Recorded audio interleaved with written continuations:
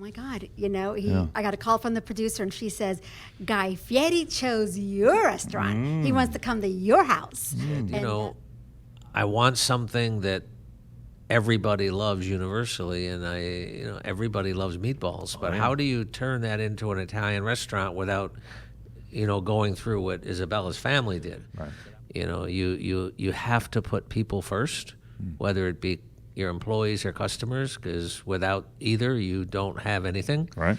Don't be hurt now, honey, okay? And don't be sensitive, honey. Grandfather, yes. Here it comes. People do cry on this show. It's okay. Here it comes. Is that part of the thought process when expanding, that you wanted to keep it more of that family feel?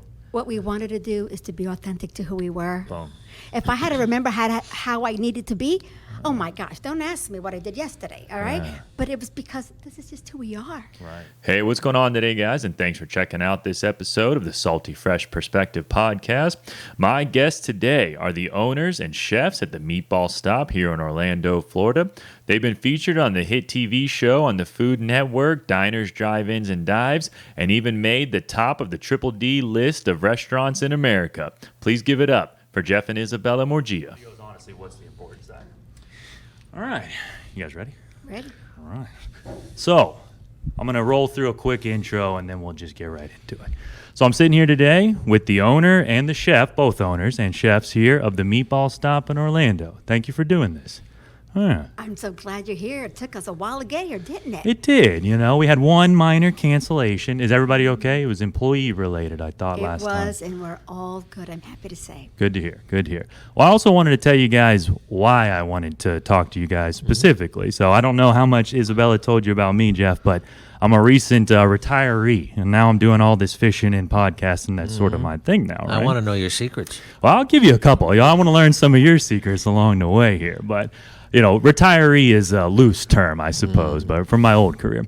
But the reason why I wanted to do this, because in that career, I used to travel all over the U.S., travel all across Florida. I'm a second-gen Floridian. I told you I have a big family, right? Oh. I have 70 of us that live here in Florida. That's how big my family is, to put it in kind of perspective. 70 of us. 70. 70. That's bigger than my in-laws' family. Oh, okay. Are you sure you're not Italian? Maybe somewhere in there a little bit, not as much as you, but maybe a little bit of Italian. But in all this traveling and all these restaurants I've been to, I haven't found one that's made me feel like I'm sitting at home or sitting with one of my aunts and uncles as much as your guys' restaurant the 2 times I've been here. So your La Familia room, it touched me seriously when I came in here with Lowell the first time and met you guys and got to have a conversation then that you got it nailed. You really did make me feel like a part of the family, and that's why I wanted to talk to you. Thank And I'm sorry, I'm so happy you didn't refer to me as grandfather, though. Oh, no. Are you a grandfather, though? Can't call you grandpa, Jeff? No. No, not yet. Not Okay, yet, not yet. okay. Uncle Jeff for him. Uncle How's Jeff. that? There we go. Perfect. That's okay. And you guys are a little bit famous here in Orlando, it seems. I would say that we've been blessed with the following because of the one and only Guy Fieri with Diners, Drive-Ins, and Dives. Yeah, you've been on that show twice? Well, actually, you're right. So he was actually in the house 4 years ago. Oh, that's right. I thought you told me he'd been on here twice. 4 years ago, and he's played our episode many a times. And when he first, decided that, oh my God, I got a call from the producer and she says, Guy Fieri chose your restaurant. He wants to come to your house. And that was the most incredible, exciting news. Think about all the restaurants they could have chosen. Yeah. And I looked it up. There's 660,000 restaurants in the U.S. Guy Fieri's only been to 1,200. Yeah. And you guys were lucky enough to get him here, but I think we might get into a little bit of how you got him here. But did that affect business? You hear a little bit about this Guy effect where he comes to town, things start to pick up for you. Did that happen for you guys? Oh, absolutely. The Guy effect is the real deal. Really? Oh, yeah. It put us on the map. It actually is one piece of the puzzle of survival. Really? It made us. It helped us become known. Wow. Absolutely. Yeah, you hear things like 200% increase, 300% increase. So here's more. Wow. Go ahead and tell a him, living honey. testament. Tell him, honey. Tell him. Well, for the first 7 or 8 weeks, it was closer to 600% up. Holy cow. But after it's leveled off for the 4 years, it's probably somewhere around 250, 300, which is what they told us to anticipate. is that like the equivalent of winning the restaurant lottery? Because a lot of restaurants don't make it. It seems like it's a big business that comes in and comes out all the time. But that had to be like winning the restaurant lottery there a little bit. I would say something like that, yeah. Wow. You're right. A lot of restaurants, unfortunately, don't make it. And they shared that with us because when they left after taping, they said, our best advice we can give you is you better be ready. Yeah. Because a lot of places can't handle the push and the notoriety. And we were fortunate. Yeah. We were ready for it, and we planned, and we made a lot of changes, and bobbed and weaved, and Good.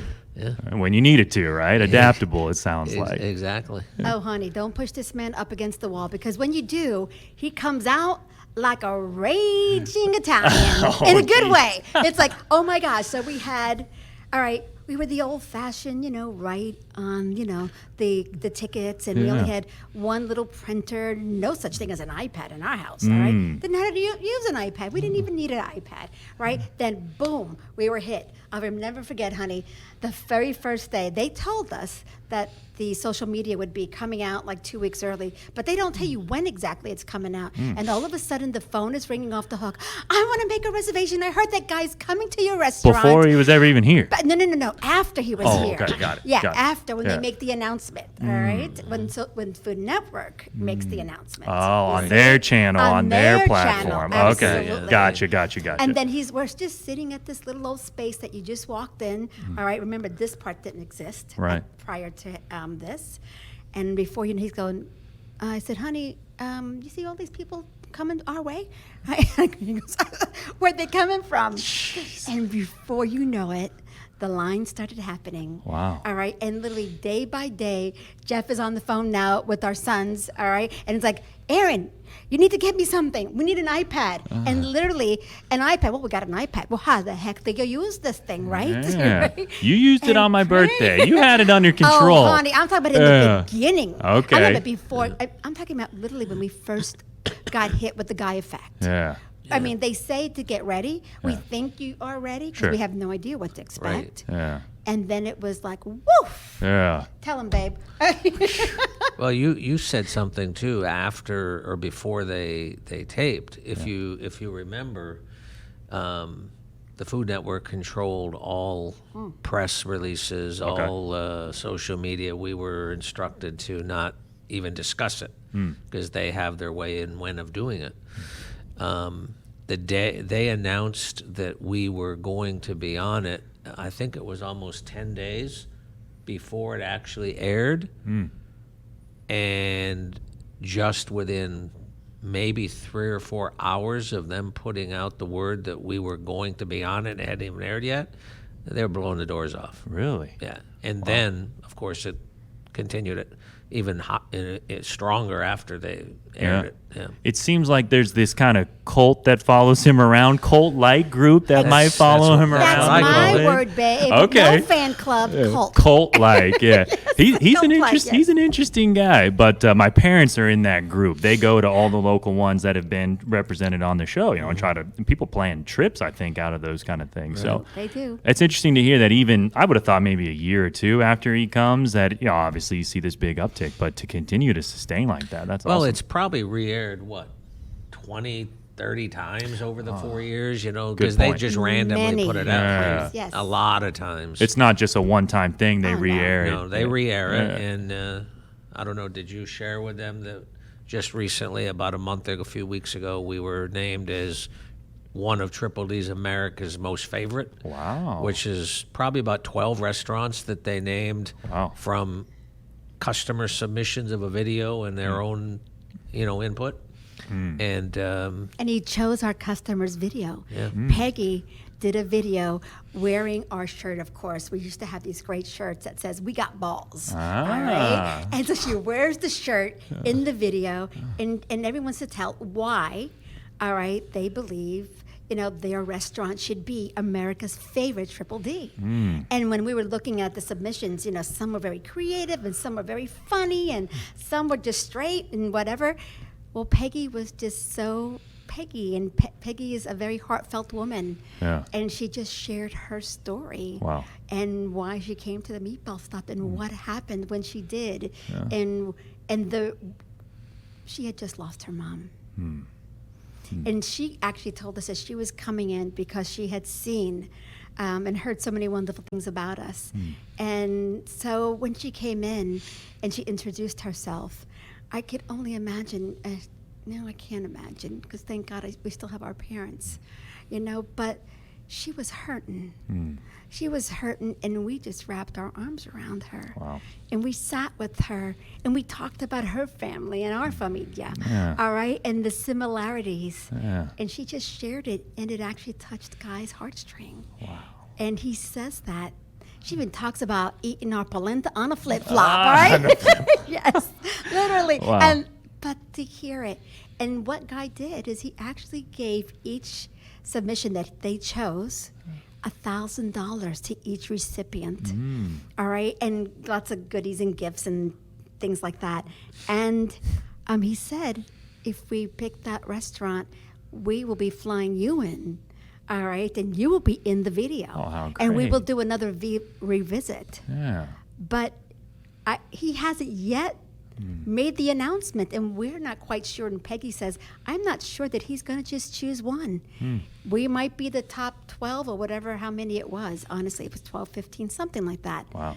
But What an honor. You probably get this a lot. The same feeling I felt of family in here. And in that scenario where someone just lost a family member, I can't imagine how touching that was to come in here. But I read some of your reviews, and, coming from the corporate world, Google reviews were huge for us. We wanted employees to get them, everybody to try to gain them up. You guys have so many where that's the kind of stuff they're saying. It really felt like home. Not to mention, the food is excellent. I don't even know if we've even said how good the food is yet, but we've been talking Grazie. about the family side. So how did the whole thing start? I know we wanted to talk a little bit about it. How did you, because it's 7 years in? yeah, we just celebrated our 6th. 6 years, that's right. How did the whole thing start for you? Because you're from Burger King, right? Burger King world? That was my last world. Yeah. When I graduated hospitality school back in quite a long ago, 1976. I actually was with Sheridan Corporation in banquets and catering and food and beverage for about 10 years. Okay. And then made a switch to Burger King because I just needed a change. I mean, the hotel business is very, very difficult. Back then, it just wasn't. I was young. I really had a difficult time, even though I did well in it, seeing myself there in the long term. Yeah. So I made a change to Burger King, because at that point, I knew I would be comfortable. Right. And that's really what it was about at that point. Yeah. And ended up 27 years later, having been in most every position that the company had, Because they're based out of Florida, Burger King. Miami, yeah. That's right. I thought they had a headquarters Correct, down yeah. there. Yeah.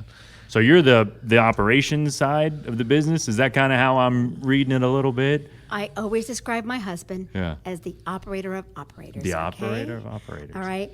Mom and Pop married corporate America. Ah, okay. So you can imagine coming together. All right. Yeah. Oh, boy. when, when we first came together, all right, it was, I got to tell you, we are very old world Italian restaurateurs.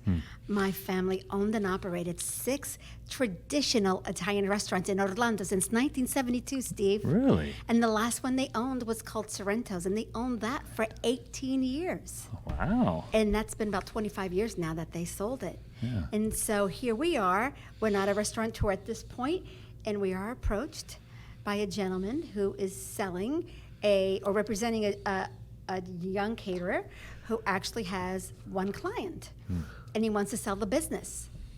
And he sends me an email. His name is Guy, and it says, "What is Another small?" Guy? And, yes, What are the isn't chances? that funny? Oh my god! What are the chances? Yeah. I just thought about that for the first time 10 years later, that both of these guys that got us on the track were named Guy. Yeah, the my one that started it and then the gosh. one that ramped it up for Oh you. Yeah, my Wow. you're gosh. right. Wow. You're right. Took you to come bring that out to our attention, Steve. Oh, no. Jeez. We've never ever thought about that. So corporate America meets mom and pop, huh? Yeah. Wow. Like Harry Met Sally? Yes. Yeah. Okay. Okay. It was an interesting meeting, business-wise anyway. Yeah, good. Well, so I was actually Isabella's Bella Cucina. So when I left the corporate world to do really what I love to do and what I believe I do best, all right, is touch people. all right, via using the vehicle of food. Yeah. All right, and so I started going into catering.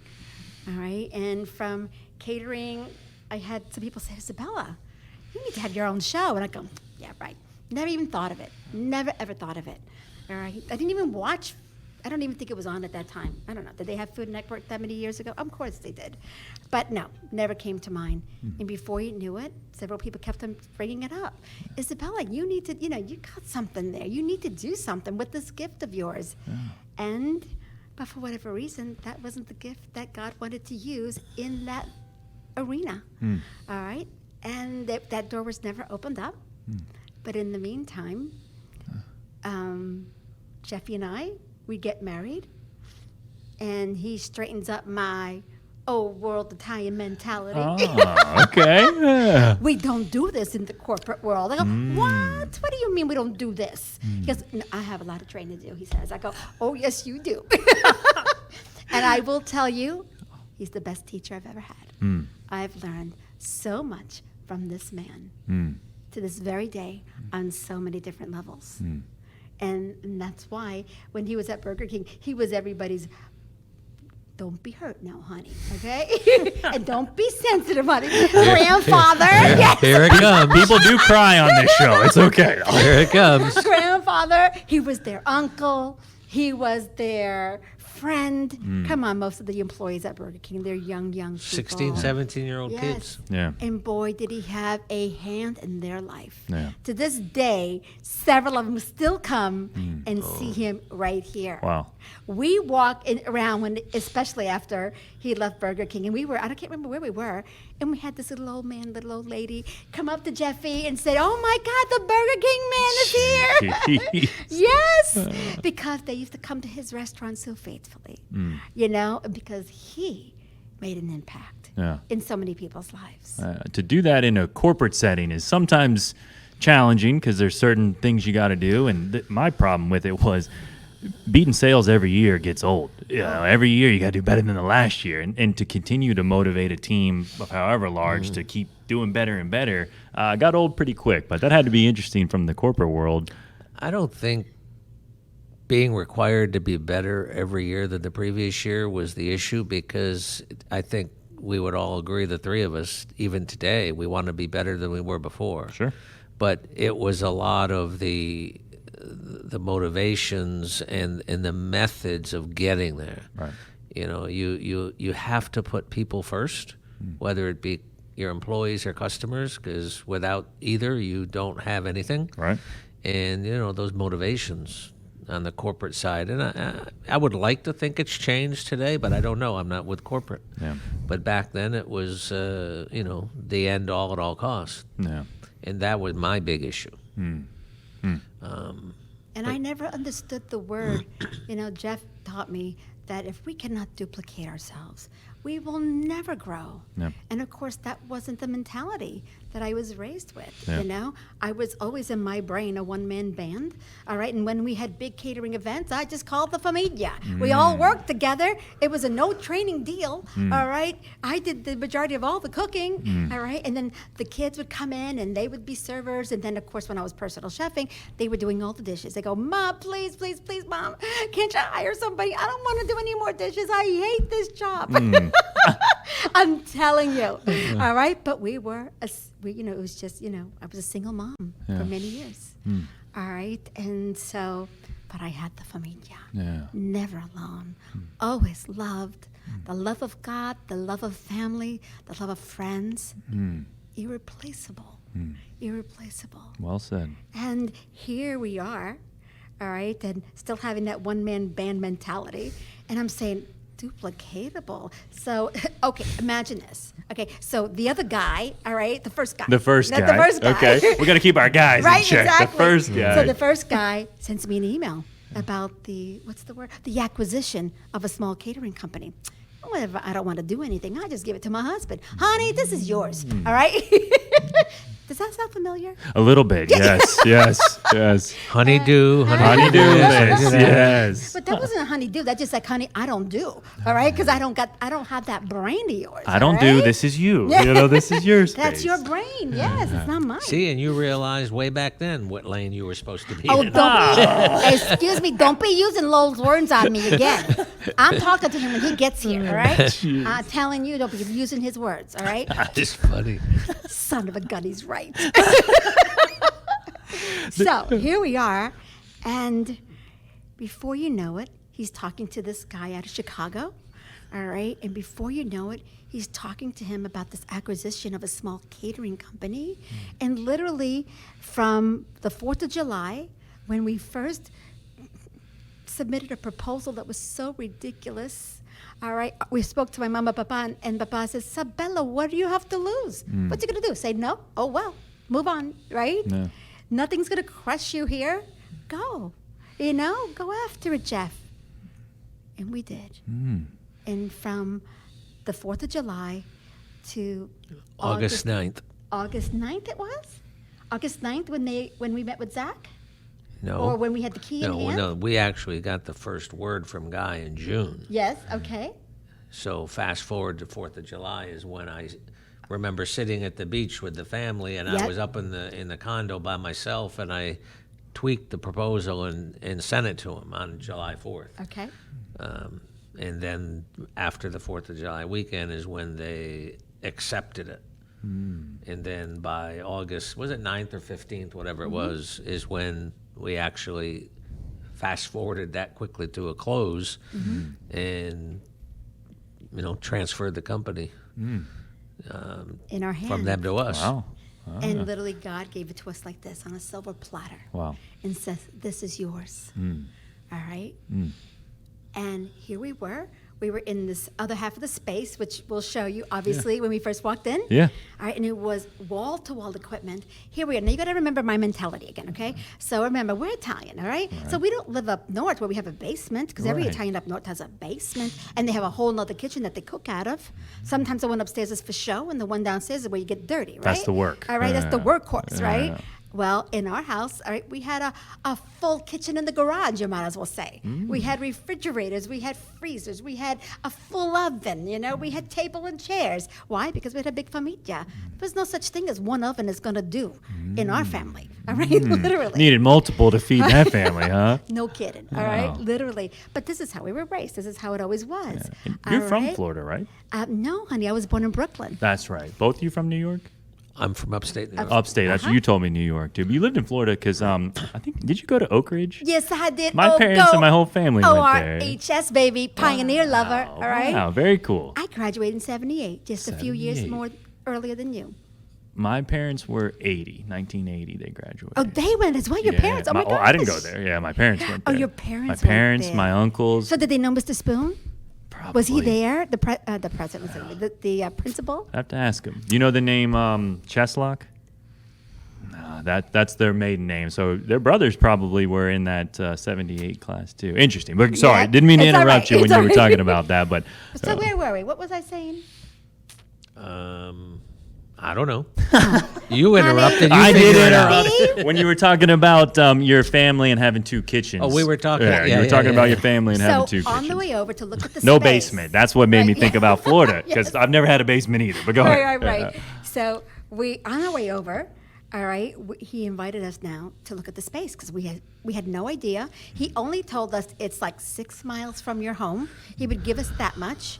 All right, and then Guy calls Jeff and said, he says, Jeff, just want you to know it has equipment, but it's old equipment, it's old, but it works. Everything works. So here we're thinking, honey, I said, they only have one client. How much equipment could we need? I said, we just take everything out of the garage and we bring it there. This is our mindset. There's some equipment. He said, he described it as, there's some equipment there, it's nothing special. Yeah. That's the word. Nothing special on the equipment side. Yeah, that's what we were told. So, Okay. So tell him when we walked in. well, we after meeting with the young man that was selling the company, we drove over here and we walked in, and like Isabella said, there was just one end to the other was a commercial kitchen. There was no walls like you see now. It wasn't a restaurant, just a catering kitchen. And we walked in, and I looked around, and it took about 10 seconds, and I grabbed her arm carefully, and I said, "Don't say a word." I looked, and there was a completely outfitted commercial kitchen. Wow. Stove, range, ovens, exhaust system, tables, equipment. And I looked at her and I said, "Nothing special." Nothing special, yeah, wow. This is quite special. Yeah. So they didn't do their homework when valuing the place, or I don't know wasn't if sure it what was he had. that, or they were just trying to be humble and not to oversell what was there. Okay. And quite honestly, it wasn't even so much about the money, not to say the money wasn't important to him, but the most important thing to him is that he was not going to sell this company to anyone that wasn't the perfect fit for the client. And he gave his word to the client that until they met them, and if they approved, then he would transfer it over. Wow. And if they didn't, he would keep looking. Wow. That's So it was how about the person important. instead of people. It was people-based instead of profit-based. Wow. It was people-based. Very cool. It was all Initially. that because he worked a couple plus years to create a relationship with the client. Yeah. And it was just him and them. And really then it became us and them. And So we- it was all about the people. Yeah. And we helped them create some new exciting recipes, and 2.5 years go by. And at this point, we had an opportunity to take over the space because our neighbor moved over to his left to double his space. And so Jeff says, "Okay, do or die. Are we going to take the space? Because if we take the space, we can't serve two masters. Right. So what are we doing?"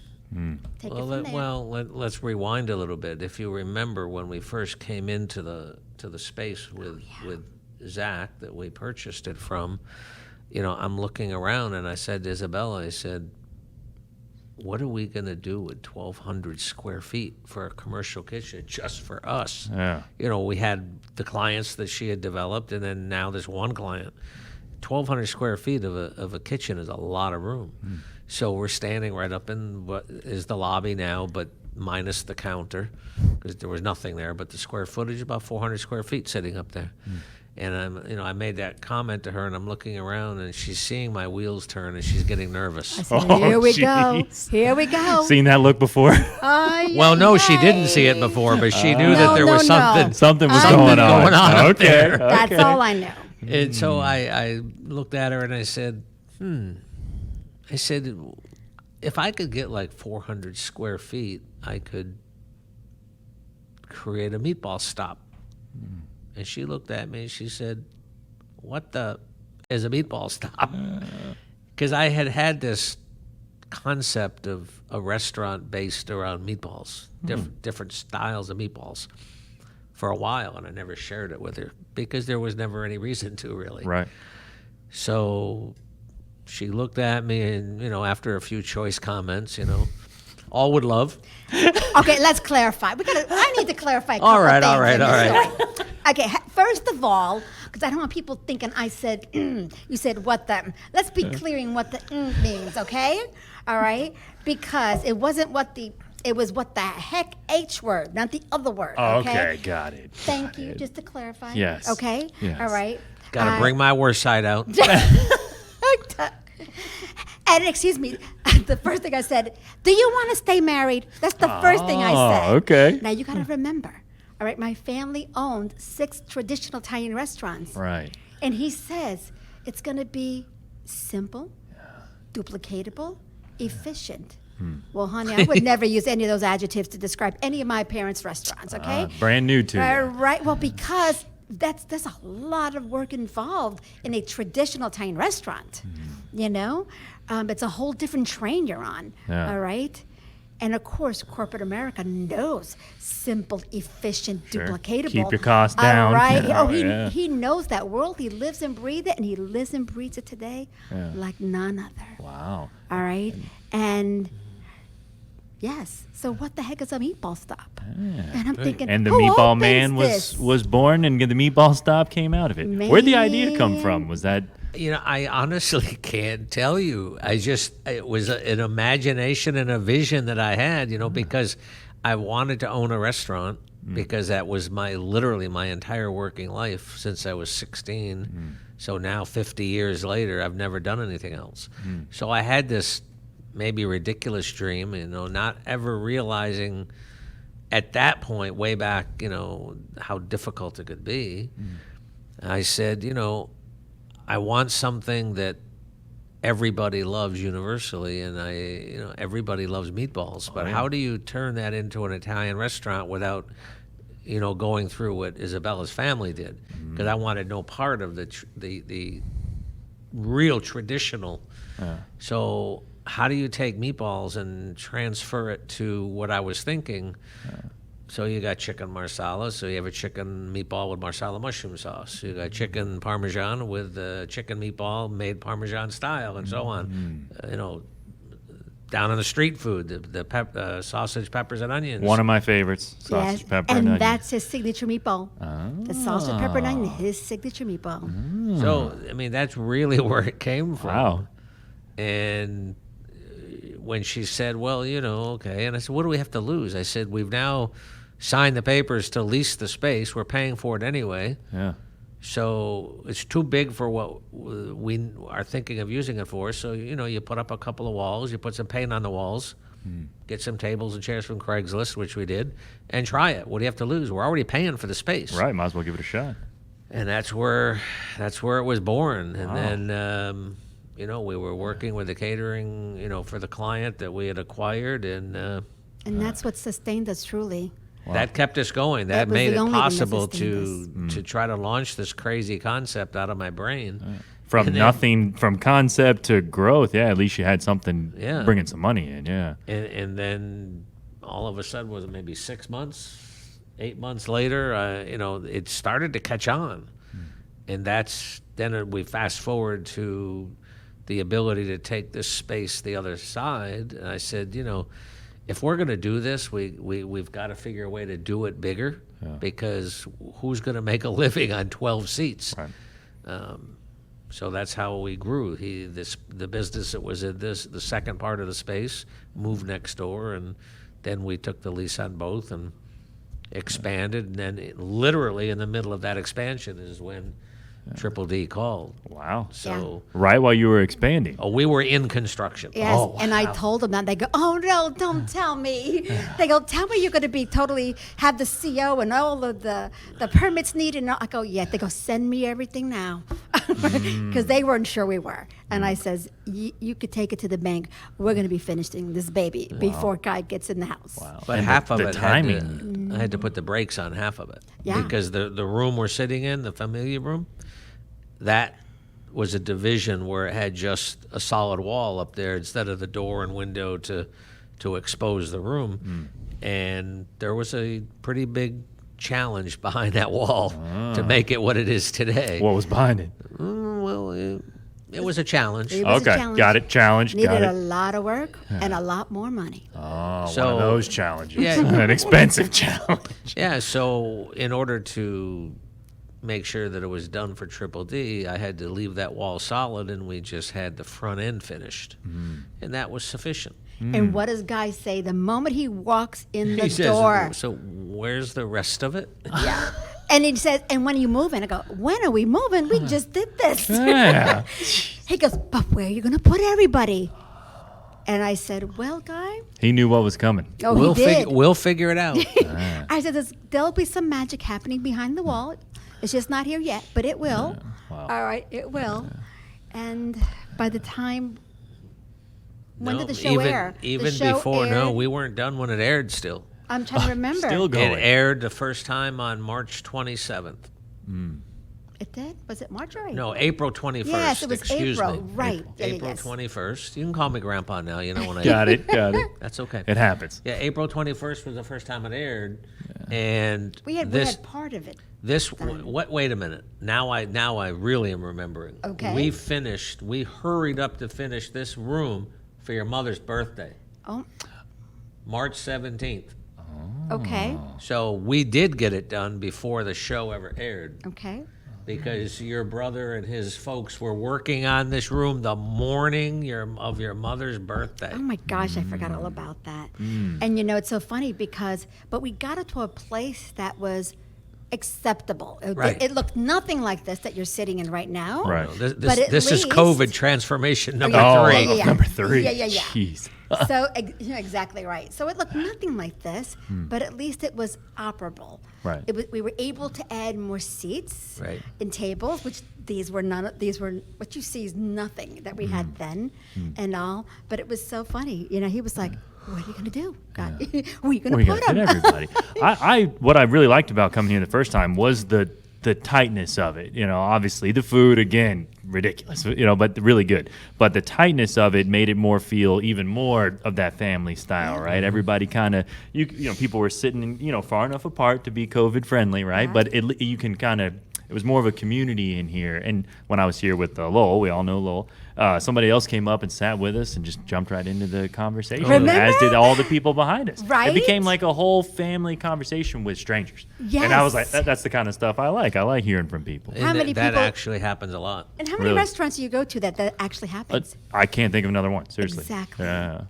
And Was that the design? I mean, obviously the family's important to you guys, but was that part of the thought process when expanding that you wanted to keep it more of that family Honey, feel? what we wanted to do is to be authentic to who we were. Boom. If I had to remember how I needed to be, oh my gosh, don't ask me what I did yesterday, all right? But it was because this is just who we are. Right. You guys are speaking my No. language, chasing dreams, being authentic. It's Yes. why I left the corporate world. Too many fake people. And I was becoming one of those people, chasing money and all kinds of other things that you don't really need in life. And the family side for me is always what's kept me grounded, having my own family and obviously the large family. It's what struck me about even just listening to you guys, the way you talk to each other. It's how relationships are supposed to be. In my It's real. opinion, in my It's opinion. real. Yeah, that's the way I'd rather have it. It's definitely real. No doubt about For that. better or for worse, as Honey. they say. Honey, have Yeah. we come a long way? When we first opened up this restaurant, I said, "Oh, are we going to kill each other? Are we going to make it? Are we going to make it?" Okay, because quite honestly, I was the one that needed all the changing. I was the one that needed to change. How humble right of you. here. No, just honest.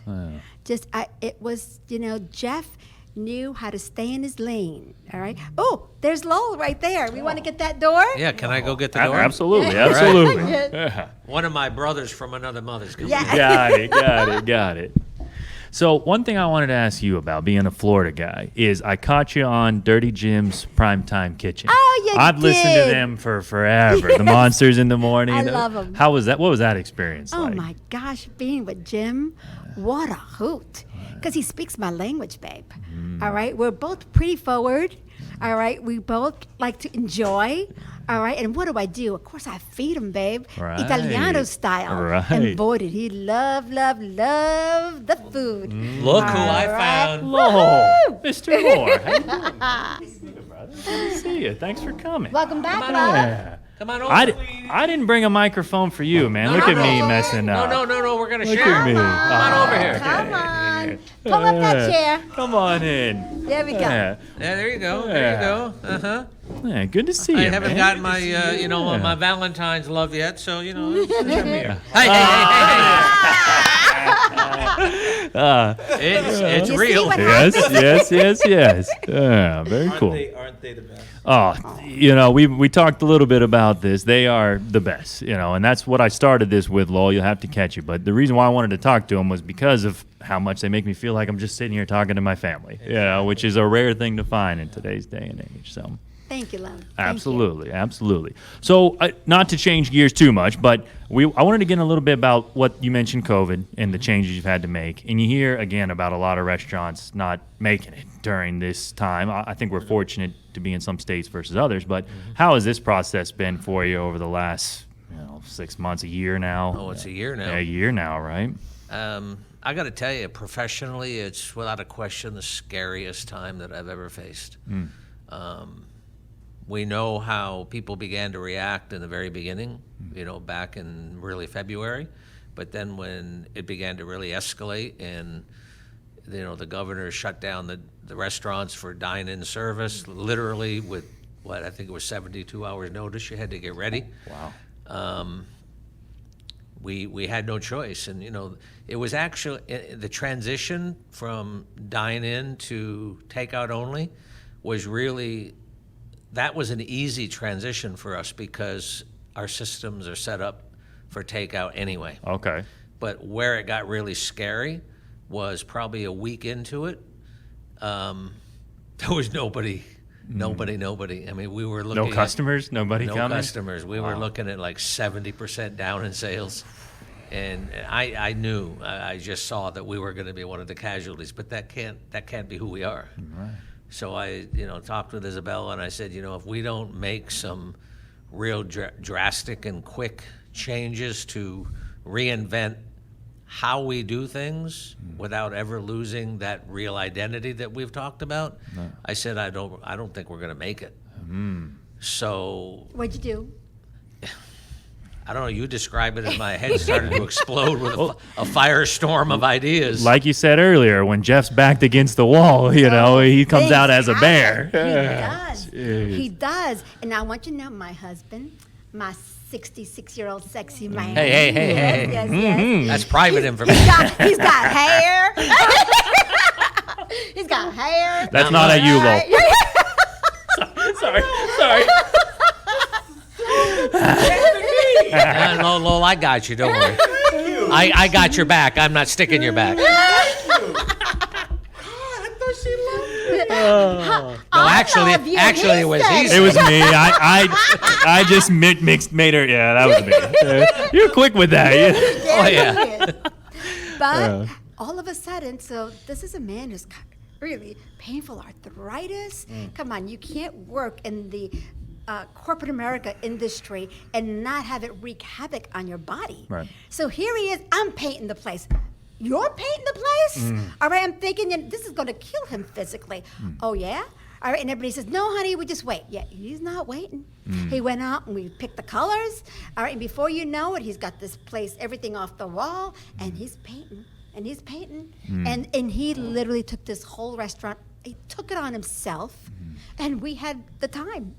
Yeah. We had the time. Taking advantage of the time Oh, without my the gosh. customers to get some stuff done. And then he just called the kids in, our son Aaron and our nephew. Familia, bringing them in. Familia, and they did, Bring 'em the in. bottom and all the hard stuff at the top and everything else. But this man did it on himself. And then what I love about what he said was, he says, when I was with Burger King, what I loved about what they did is they actually, what was the word? Joined forces with Snickers? What did you call it? Corporate branding? They partnered with well-known, recognizable brands. Right. Because they knew, like Snickers, in that case, Snickers ice cream bars is the case that I always remember. If you can piggyback with them, they've done all the work already. Yeah. You just bring it in and sell their popular products already. And so I had an idea of, we talked about Peterbrook chocolates because we know that they're. Yeah, so we first thought, well, what do we need in the marchetta that we don't have? I said, we need chocolata. All right, we need chocolate. We need chocolate. All right, and then we need homemade pasta. All right, and so immediately we thought of Peterbrook. And so when I reached that, first of all, I didn't even know them. I mean, all I know is I love their chocolate-covered popcorn. Because that's what I get every single time I'm on the avenue, right? And so a friend of mine in the industry says, I know them really well. So she introduces me to Jamie, the wife, all right? And then Jamie, she does what I do. She turns it over to her husband. Kevin, this is for you, all right? And she gets Kevin involved. And I said, Kevin, we're so excited about the idea of having Peterbrook in the house. Is this something you might be interested in doing? But you got to do two things for us. I says, I want chocolate meatballs. We got 14 styles of meatballs in the house, but none of them are chocolate. And he goes, chocolate meatballs? I go, yep. And one has to be vegan. And he goes, well, we don't do vegan. I said, honey, I'm sure you can do something vegan for us, can't you? And he goes, yes, Isabella, I'll do something vegan for you. Okay. All right, and he doesn't even have it in his shop right there on Park Avenue. Okay. And Didn't before take you Kevin know it- long to learn that saying no to Isabella is not fun. Not a good idea. Not a good idea. Lowell's agreeing with that one. Stop. So anyway, let's fast forward to that a little bit because I know you're going to want to hear the rebound of COVID. Yes. And I tell you very honestly, it's a very hard conversation for me to have for Oh, the microphone. Thank you. See what I mean? Yeah. I don't listen well. Like I said, I just want to feel like a conversation with these Well, things in the way. You know. the cast iron pot's flying. It's a hard conversation for me to have sometimes, because not only is it's difficult from what we were facing, but it is a lot of personal effort that the two of us did. So really, if you don't mind, I want to let Lowell talk about what his perception is of where we were at COVID to where we are today, because he's got a very different perspective, though consistent, but how he words it is really different. Okay. And it's just easier to have someone else talk about it. Sure. If you don't mind. No, absolutely. All right, Lowell. Lowell is always welcome. And my first time here was during COVID. Yeah. So if you think about what you're trying to accomplish of keeping it as similar as possible, worked for me. Worked for me. Yeah. So meeting them, we met them a little after. I say after. We're still knee deep still in going on. COVID. So Good point. So it was an accident that we met. We met because one of our wine reps, as you know, came in, and I met them over here. Did a wine tasting with Jeff. Immediately bonded with him. What I thought would be a 30-minute tasting, and I'd leave my rep and take off. Turned out to be an hour or so, and then he made me wait for Isabella. And after I met Isabella, I understood. Yes, why you had to wait. Isabella, I affectionately call her my hook. You're in the most affectionate way possible. But I had, we started coming over often. We came over to try it because we weren't familiar, and we drive past here all the time. Oh. But my wife and I came in and never stopped. Wow. We haven't left. Ah. We're here very often, and we've been able to, because we are here so often. When I say often, I mean 3-4 times a week sometimes. Wow. We're here a lot. Mm-hmm. So we got a chance to see it early on, where it was predominantly takeout because of what Jeff had implemented. But we also saw the family side of Izzy. I call her Izzy, Isabella. Yeah. She just makes people feel at ease and at home. And I know you, because when I invited you to come, yes. And we had lunch here, you saw it. Yeah.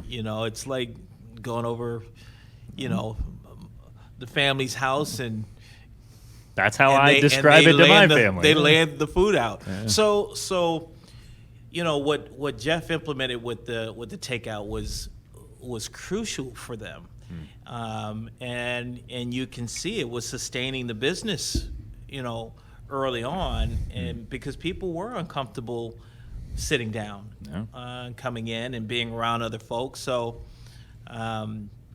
I thought that was genius on his part, but I also saw how people missed Isabella and that family dynamic. As people began coming back, and Izzy doesn't forget anybody. When they come through the door, she's like, "Oh, welcome back! Haven't seen you in a while." And we're like, "Wow." Can I hear that pitch again? It's recorded. We can play it back as much as you want. Oh, man, I forget there's a camera. Oh yeah, you and the camera. So it's been nice to not only develop a relationship, because we've become family, literally. We have. We really have become family, and and then you can't help but put your business hat on for your family. And I told him, I said, "Listen, guys, this is not the location for what you do. No. You need to, you got to be somewhere else." And we took the initiative to, well, I can't even say we took the initiative. Jeff actually took the initiative. It was an accident, actually. Yeah. Another one of those accidents, so I get a Boys, text. boys, settle down. Let's clear the verbiage. There's Okay. no such thing as an accident. We all know that at Okay. this table. Okay. Amen. Okay. We know There you that, go. boys. So let's and clear none the of us air. at this table No. believe in accidents. Thank so that's you. There we go. That's true. Yes. Thank you. We I know we feel that way. Oh yeah. And I know we do too. So we're at church. Me and the wife are at church, and I get a text from Jeff. Hey, can you meet me at Waterford? And I'm like, I'm at church. He says, well, meet me after. I'm like, okay. Can't say no to Jeff either. Thank you. Clearly Okay, not. Out of my mouth. So we jumped in the car after church and went up to Waterford, and he was sitting outside of Panera. He says, what do you see? I said, what am I supposed to see? He says, what do you see? I said, oh, okay. The subway was no longer there. And he says, that's the spot. I said, okay. We got the number. We called the next day. And when I tell you how certain things are supposed to be, everything happened as it was supposed to be. Perfect. Literally, like when he said, that's our spot, like the heavens heard him. Wow. And we sat and had a coffee. We sat. Panera. We sat. So we're sitting. Of course, the ladies are getting their nails done. Well, there was a salon right there. You expected us not to? Thank So you. we lost You had all some the time. ladies. Okay. So Jeff and I are sitting outside Panera's. At 12:15 in the afternoon. No, on Sunday. no, at 1 something because we didn't get It was out. after We church didn't get. then. It was That's after right. church. Church, right. That's So right. it's like 1:30, 2 o'clock in that area on a Sunday. Grandpa. And we're literally watching every 30 seconds. People. Every 30 seconds, people are going inside of Panera. We watched 3 or 4 lines form outside the door. You know, And and be served in more form. crazy. Yeah. So needless to say, I could see Jeff getting excited about the spot. You know, we thought it was a great location for Meatball Stoppe, and we're looking forward to. So this is official. open- oh, it's Expanding Waterford Lakes. This Oh, is it's this is official. official. Yeah, Okay. yeah. Official? Oh yeah. Official, Make official? it Official of Did it. we make the announcement? That's an announcement right So- there, if I've ever heard one. So I Let me get that a little bit closer. so Official. I keep you know how we are. Yes. Under, over, Understated. Okay. over Yes. deliver. Over deliver. So I'm not. They've gone through things in the past where people have disappointed them. You know, when they get excited about something, and you know, and you never want to do that to your family. Right. So we've been very slow with this process, and I don't fill them in on a lot of stuff. No. But you know, as they've been getting to know me too. You know, I don't tackle anything that I don't complete. Right. You know, if we're going to do it, we're going to do it. And when we talked about getting them out of this location, I was hell-bent on getting them out of this location. So this one's going away. We're gonna. Well, Not we're sure yet. Okay, discussing got it. that. Still- we don't still know up. what. Yeah. There's some, you know, and I'll let them share. Yeah. You know, kind of what the vision there. thoughts are Yeah. with this location. Yeah. We believe it serves a purpose. I think we all agree on that. Oh, yeah. In the best case scenario, it serves a purpose. Yeah. Right. In the best case scenario, I think it serves a purpose. So Definitely. Are we going to do a duet here? Looks like it. Well, I had a location in Waterford Lakes there. It was one of my shops, and it was my most profitable one. You did? Yeah. Which one? I was with Office Depot, Office Oh, Max. got it. Oh, got it. Yes. So that was Yes. one of my most profitable locations in Central Florida. Yeah, and the UCF crowd is huge, which obviously would be good for your guys' your niche that you found yourself in here, and a lot of them are away from their family, so you might be able to obviously fill a need that they might have over there. I think it's a good spot. That place has always been everything out there. Yeah. Thank you. So, honey, so Yes. does that mean we can tell a family? Well, I think they're going to hear anyway as soon as they hear the broadcast. Yeah. You guys haven't told your family? You haven't told your family yet? You know Well, the we were Italian. Breaking telling- news. listen, You no, know we're, the we're telling Italiani. them in stages, Stages. like you're telling us in stages. Yes, That's fair. exactly. Fair enough. That's You fair. know, you don't want to oversell to your family. You don't Well, because there's still there's still things that it's developing. we're dealing with. Yes. And but like I said, I didn't start the process to fail. Right. And I will say that Jeffy and I have never felt this comfortable and confident in the process until Lowell came along. Oh, awesome. I think probably Truly. I think probably a more appropriate word, even though I agree with 100% of what you said, until Lowell really came into the picture and got involved, I know for certain we've never had this level of trust Right. in someone and or the process as we do now. And I think that's because what Lowell said, he does what he says he's going to do. Right. You know, it's not talk, it's a dance. And I mean a dance in the sense you walk the talk. And when someone shows you over and over and over again that they're going to do, and they do what they say they're going to, that begins to build an enormous trust. Sure. And I don't care if it's family, friends, business, or all the above combined. If you don't have the level of trust, you really don't have anything. In any relationship. In right? anything. In That's any why I said relationship. family, business, Yeah. friends, it doesn't matter. Yeah. So, And Lowell would never bring anyone here if he didn't have the trust in us. Right. And and before you know it, when he says he's been here 3 or 4 times a week, when Jessie can't find him, she just calls the restaurant. Oh, she knows where to she find goes, him. Is my husband there? I can't reach him. and it, She just, she just shows up. She just shows up. yes, I know where he's at. know. Right. And then the Literally. best thing is, we love Jesse, but when you get the phone call from the little princess, Uncle Jeff, is my daddy there? Yes. Yes, sweetheart, he is. I'm going to be right over with mommy. Yes. It's interesting that your relationship with Lowell sounds just like how ours started. Started as a business relationship that turned into a family, obviously, much more than that. That's awesome. That's awesome.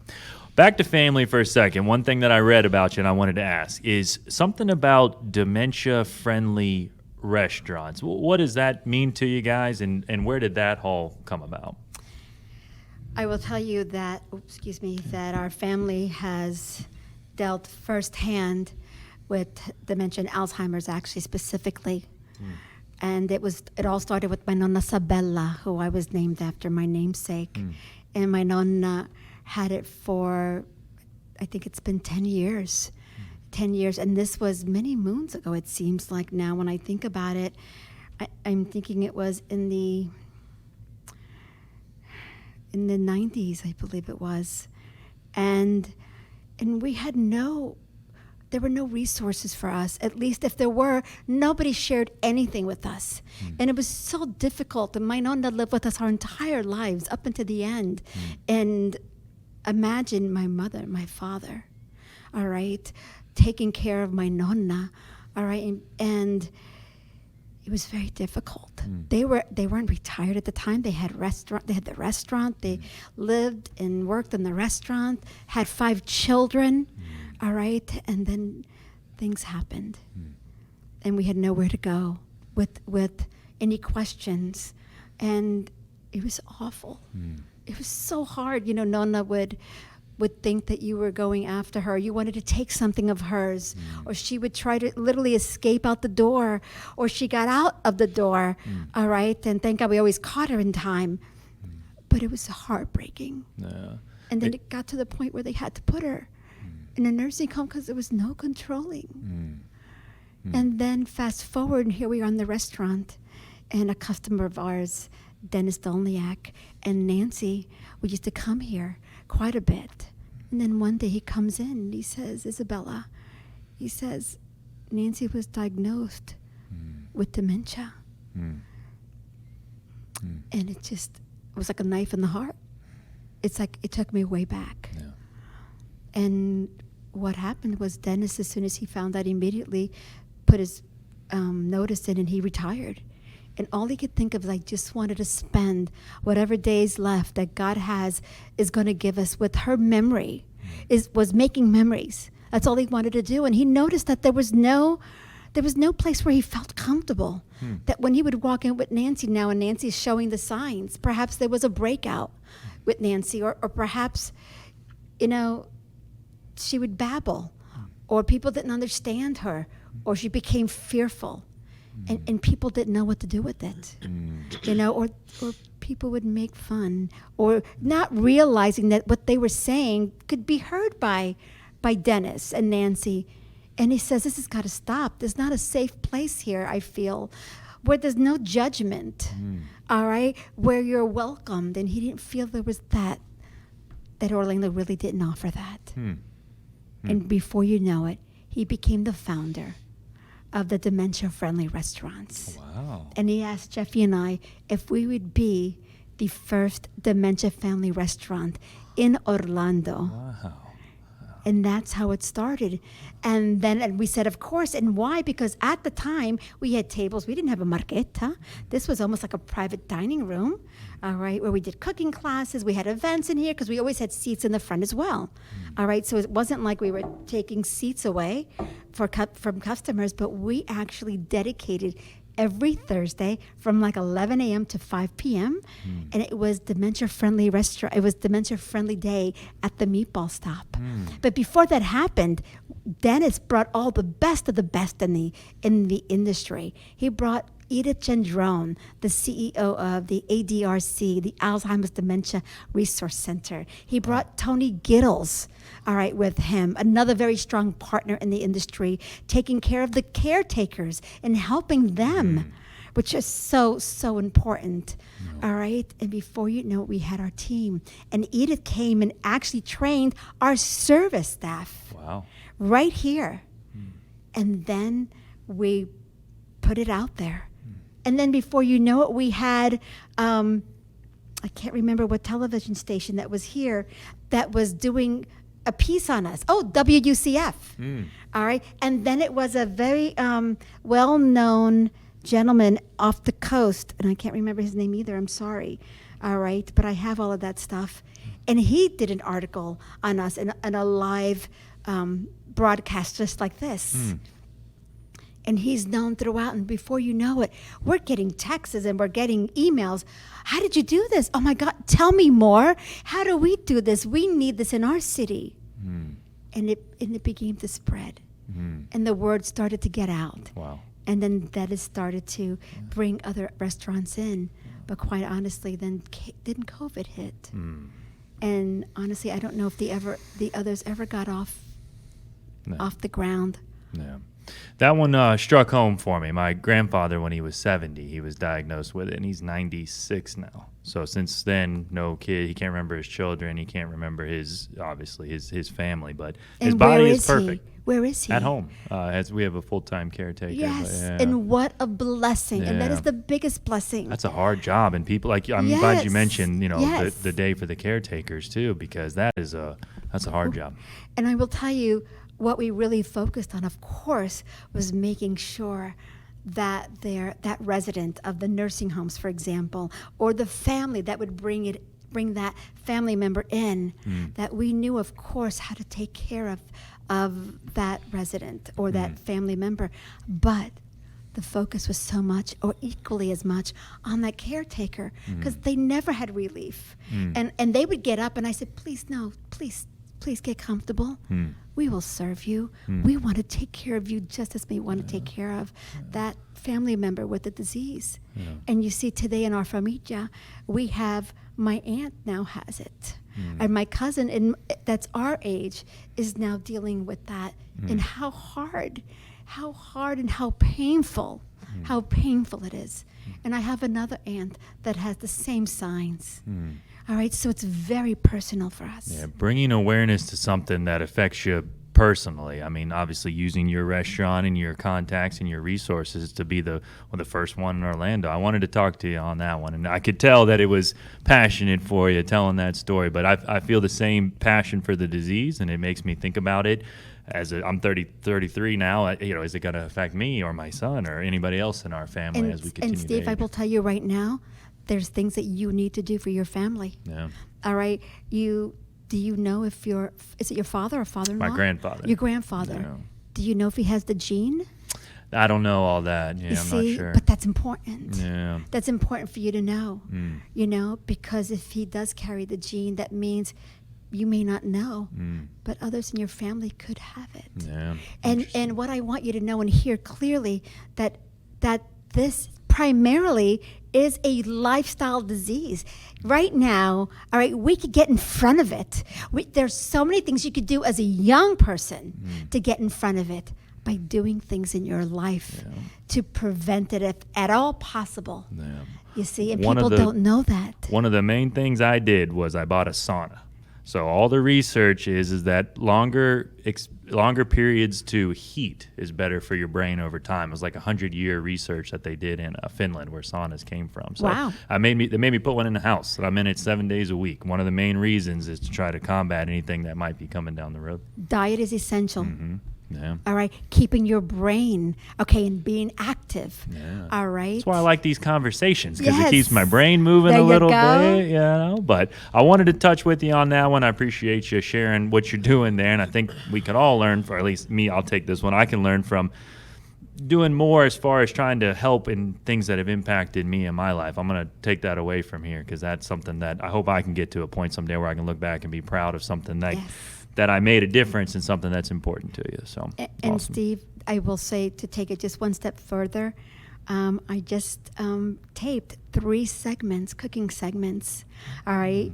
And actually, it all started with having a customer who actually hired us to do a family cooking class.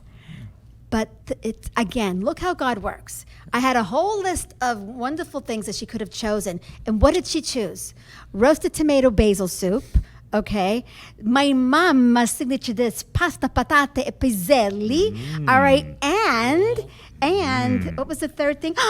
Chicken meatballs from the Meatball Stoppe, babe. That's one of my favorites, I the knew buffalo chicken one. Yeah. And you see, You got to be getting hungry, Steve. I'm getting there. We I'm getting there. need to wrap this All up this because you're food getting talk hungry. here. Get it. Every time she mentions one of these Yeah, signature you're dishes. getting that hungry looking. I know Lowell don't come here and not want to have something. No, but no, I want no. you to know that I actually got a hold of Edith with ADRC, and Edith introduced me to Clint Cloud, who is a research company, and they're doing major research on Alzheimer's. All right, and they're on the 3rd phase of this trial test, which is so incredibly important. And they actually sent me the most incredible videographer, and he actually taped this whole segment, and it's going up on our website. Wow. As a matter of fact, today, if not tomorrow at the latest, and you're going to see the importance and how we tie it into healthy living. You're going to love the recipe. So now they'll be able to go to our website and get these recipes, Awesome. and then get it tied to information for Alzheimer's and dementia. Wow. If they want to know more about the research, there's so much more. That's fantastic. I'll link the website and everything down below for people that are Thank listening you. or watching. Absolutely. And Absolutely. Thank you. Yeah. Thank you for asking. I wanted to bring it up, and I'll shift gears again here, Thank you. not to go from too Thank many you. different subjects. Yes.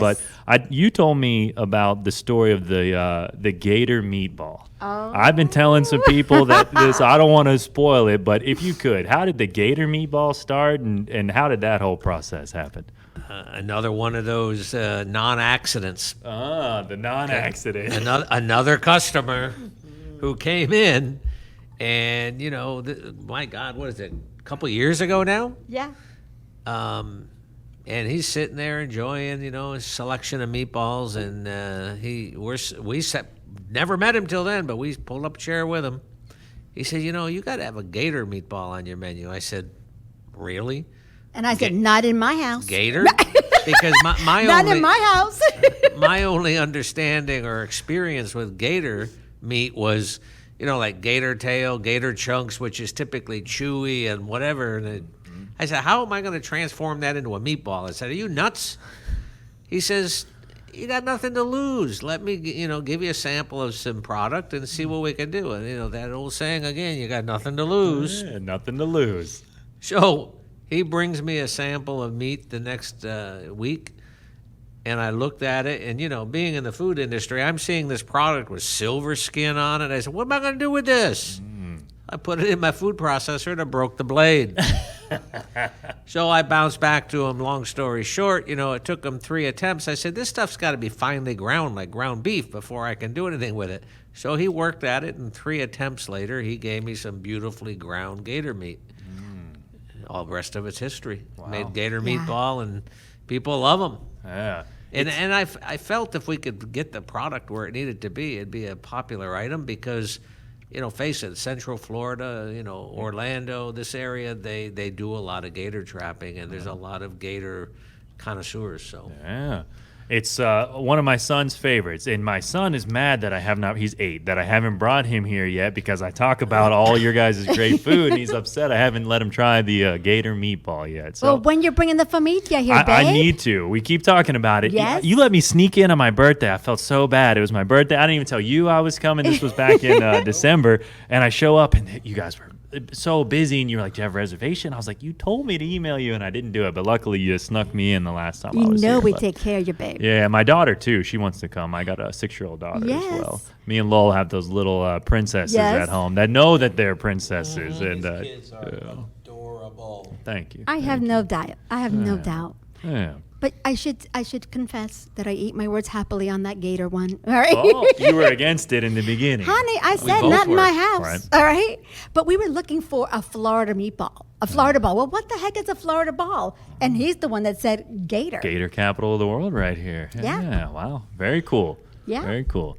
Well, listen, this was an awesome just to get to sit down and talk to you guys. I know we've talked a few times before. This is actually different. Usually when I sit down, I don't know anything about the individual, except Yeah. when I did Lowell's. I did know some about you. But you've been very generous with your time here. And is there anything that we didn't cover that maybe you guys would want to put out there for anybody to see? I can't think of anything. You? Come in, see for yourself, see what all the buzz is all about. Absolutely. The locals, I must say, since COVID, have been so good to us. Prior to that, the locals, because where we're located, all right, people didn't know about us truly.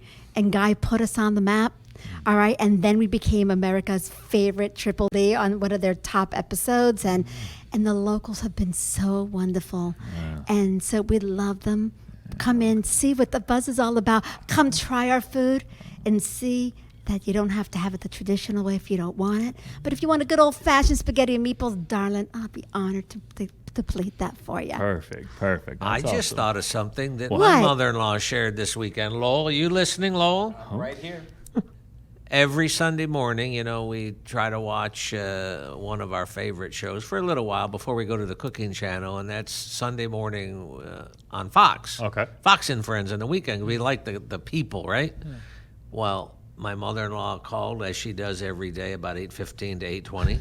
Okay. Clockwork. Clockwork.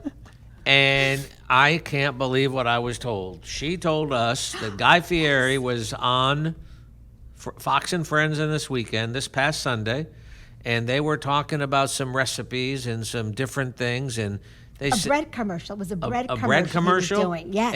And somehow or other they came up, well, you got this beautiful bread. You got to have meatballs to go with this to have a meatball sub. And didn't Guy Fieri mention the Meatball Stoppe in Orlando? No way. He Wow. did. Wow. And my father said, I heard it. I heard it twice now. And I have yet to see the commercial. seen it. But they swear by it. Wow. Well, and it keeps on going, like you were saying. The Guy effect doesn't stop, huh? Doesn't Exactly. stop. So that I just thought about that. It's pretty cool. That is really cool. So- When he had the opportunity and meatballs stuck in his head, that it was you guys that he mentioned. Wow. After all those restaurants he's been to. Right. That's great. Well, again, Anyway. this was great. Grazie for taking the time to sit Prego. down and talk to us. And I didn't know we were eating. You mentioned eating. I What? don't know what's on the rest of the agenda here. Well, I'm We sure can't come here and not Lowell's eat. going to eat, and we, Fire it up. Fire it up. fire in the hole. Fire it up. All right. Well, perfect. Thank you. All right, guys. Thank you so Steve. much. A piece of cake, right? Yeah, oh, piece problem. of cake. No problem. Honey. Woo! Nice job. Honey. Hour and 12 that was. Wow.